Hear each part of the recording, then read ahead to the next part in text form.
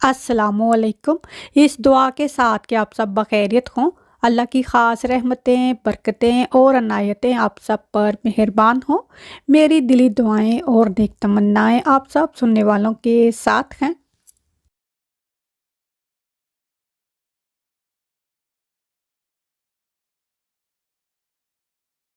घर के काम करना तो बहुत ही ज़रूरी है, लेकिन उसको एक अच्छे तरीके से सरअंजाम देना ये भी एक बहुत बड़ा काम होता है। तो आज मैं आपसे अपनी हाउस कीपिंग मोटिवेशनल हैबिट्स जो हैं वो शेयर करूँगी। मेरे नज़दीक सबसे ज़्यादा ज़रूरी जो चीज़ है वो कुकिंग है। एज़ अ ख़तून खाना घर में और जहाँ और बहुत से काम करना ज़रूरी है, वहाँ खाना पकाना सबसे ज़्यादा अहम है। जिस घर में 4-6 लोग हों और उसमें बच्चों की तादाद ज़्यादा हो, तो वहाँ पर खाना जो है वो बहुत ही अहम अहमियत रखता है अपनी जगह।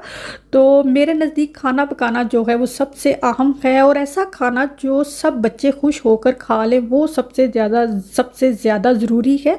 तो खाना जो है वो मैं खुद प्लान करके पकाती हूँ। मैं कभी अपने बच्चों से या अपने हस्बैंड से नहीं पूछती। हाँ, कभी होता है बच्चों का मूड कि आज हमने ये खाना है, तो वो कह देते हैं, लेकिन मेरा यही होता है कि मैंने एक दिन पहले से ही तय किया होता है कि मैंने कल क्या पकाना है। तो मैं वही खाना बनाती हूँ जो मैंने सोचा होता है।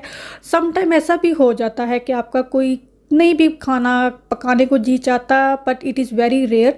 लेकिन ये है कि खाना जो है वो वक्त पर पका होना ज़रूरी है। मिसाल के तौर पर बच्चे स्कूल से आए हैं, घर पर खाना तैयार होना चाहिए, बच्चों को खाना सर्व करें। जब तक बच्चे खाना नहीं खा रहे उनके पास बैठ जाती हूँ। मैं ऐसा नहीं करती कि खाना मैंने टेबल पे रख दिया है, बच्चे खा रहे हैं तो मैं किसी और काम में लग जाऊँ। नहीं, जब तक बच्चे खाना खाते हैं तब तक मैं उनके पास या आसपास ही रहती हूँ, ताकि बच्चे खाना खा लें और ये काम ख़त्म हो जाए। और यकीन जानिए ये एक ऐसी हैबिट है जो कि बहुत ही क्योंकि अगर बच्चों ने खाना नहीं खाया तो वो आपका सर खाते रहेंगे। नंबर 2 पर आती है हाउस क्लीनिंग रूटीन। मेरी जो हाउस क्लीनिंग रूटीन है मैंने कई दफ़ा शेयर भी की है। मैं once a week upstair bedroom जो है उनको डीप क्लीन करती हूँ। वीक में 1-2 दफ़ा जो है वैसे डस्टिंग कर देती हूँ, किसी कमरे में हूवर की ज़रूरत होती है तो वो भी कर देती हूँ, लेकिन वंस अ वीक जो है मैंने डीप क्लीन करना है सारे कमरे। जो डाउनस्टेयर लिविंग रूम या किचन है वो तो एवरीडे ही क्लीन होता है। इन कामों को मैं होल्ड पे नहीं रखती हूँ। मैं ज़्यादातर सैटरडे को ही डीप क्लीनिंग करती हूँ। गर्मियों की छुट्टियाँ रहीं तो यही रूटीन रखी। अभी बच्चे स्कूल जाना शुरू कर दिए हैं तो मैं ये ड्यूरिंग द वीक ले आऊँगी। तो ये काम जो है ये वंस अ वीक लाजमी करें, इस काम को होल्ड मत करें।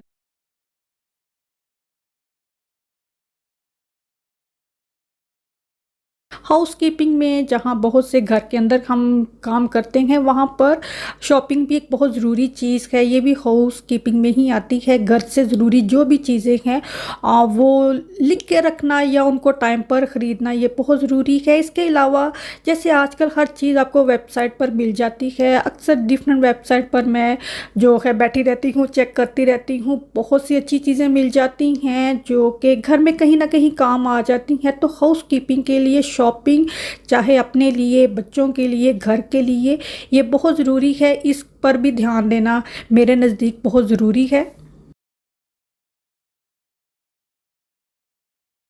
नंबर 4 पर है जो खर्चा आप कर रहे हैं उस पर ध्यान देना। मैं इस पर पहले भी बात कर चुकी हूँ। हम शायद गिन गिन के खर्चा नहीं करते, लेकिन जो भी पैसे हम खर्च करते हैं हम उनको डेली बेस पर लिखते हैं। फिर after a week and 1 month हम देखते हैं कि हमने कहाँ कहाँ क्या खर्चा किया और कितने ज़रूरी और कितने गैर ज़रूरी खर्चे हुए। और यकीन जानिए इससे हमारी बहुत सी जो गैर ज़रूरी खर्चा करने की हैबिट थी ना वो कंट्रोल हुई हैं। सिर्फ़ और सिर्फ आप लिखने से, जो खर्चा आपने कर लिया है उसको लिखने से आपको पता चलेगा। खर्चा करते जा रहे हैं, उसका हिसाब नहीं रख रहे तो पता नहीं चलेगा। और ना ही पहले से पैसे कुछ रख देने से पता चलता है। खर्चा करने के बाद लिखें कि हमने कहाँ खर्च किया सही और कहाँ गैर ज़रूरी खर्च हुआ।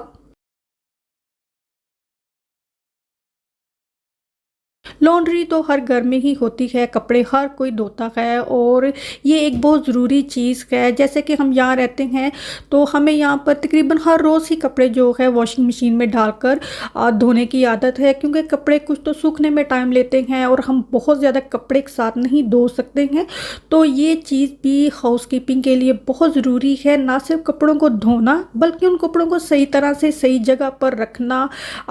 मैंने हर बच्चे का ड्रा जो है वो सेपरेट रखा होता है, अपने हस्बैंड के कपड़े, मेरे कपड़े सबके सेपरेट सेपरेट होते हैं, तो एक तो खलारा नहीं पड़ता, दूसरा बच्चों को खुद भी पता होता है कि हमने अपने कपड़े कहाँ, हमारे कपड़े कहाँ पड़े हैं, तो वहाँ से वो खुद भी निकाल लेते हैं। कपड़े जो हैं वो अगर आप वंस अ वीक धोएंगे, 2 दफ़ा वीक में धोएंगे तो आपको बहुत ज़्यादा कपड़े वॉशिंग मशीन में डालकर धोने पड़ते हैं, कपड़े ख़राब हो जाते हैं। ये चीज़ें मैंने सीखी हैं, थोड़े से कपड़े हों वॉशिंग मशीन में थोड़े कपड़े डालकर धोएं, क्योंकि यहाँ वॉशिंग मशीन काफ़ी देर चलती है, इस तरह कपड़े ख़राब नहीं होते हैं। तो कपड़े धोना भी एक जो है ना यहाँ पर यहाँ की वॉशिंग मशीन में कपड़े धोना भी एक बहुत बड़ा महारत का काम है।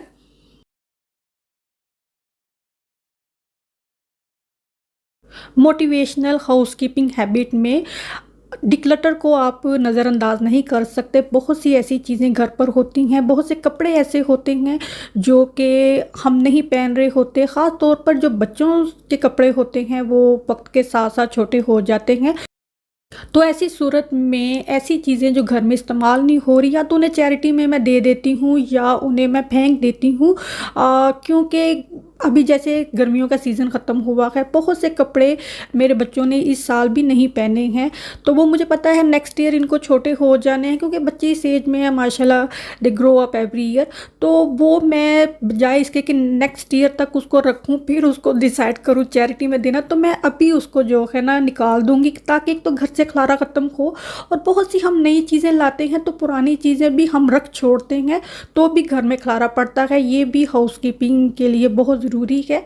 जो चीज़ें आप मिसाल के तौर पर आपके पास एक चीज़ है, आपने नई चीज़ ली है, तो उसको चैरिटी में दे देना बेहतर है, उसको भी घर में रखना तो खलारा ज़्यादा पड़ता है।